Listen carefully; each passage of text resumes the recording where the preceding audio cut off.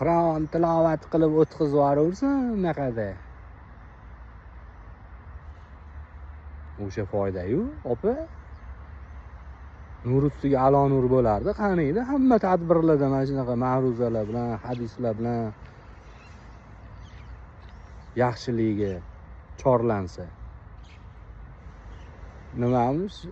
Hozir unaqa bo'lmaydi endi, fohisha bo'lib, o'ynashi bo'lib yurursiz. Hozir unaqalar yo'q deydi. Alhamdulillah. Nima deymiz endi? Nima deymiz? Ozgina soliq dishsa, bo'lib ketdi-yu. Hamma tavba qildim, astag'firulloh. Mana obunachilarim, sizlarga savol-da, mana san'atkorlarni hammasi Xudo ko'rsatmasin, Allohim o'zi asrasin. Mana shu san'atkorlarni hammasini yig'ib yo'q qilib yuborsa, misol uchun, yo'q bo'lib ketsa-da san'atkorlar.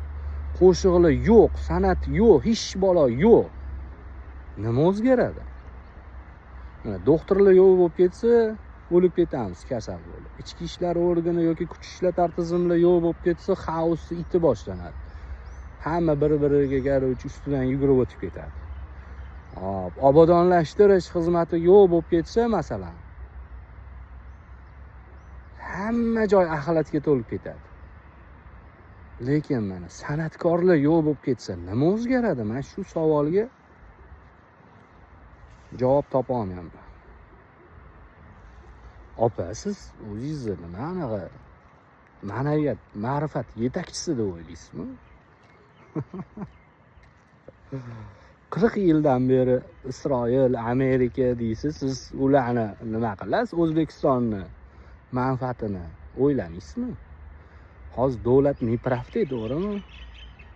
Davlatda ishlayotgan shuncha odamlar hammasi qarochi aqli yo'q-u, bu odamni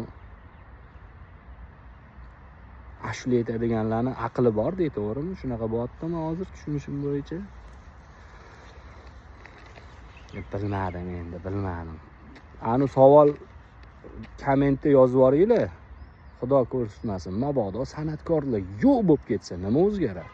Hayotingizda nima o'zgaradi? Mana men kvartet guruhi degan guruhda vakil edim. Hozir u yo'q.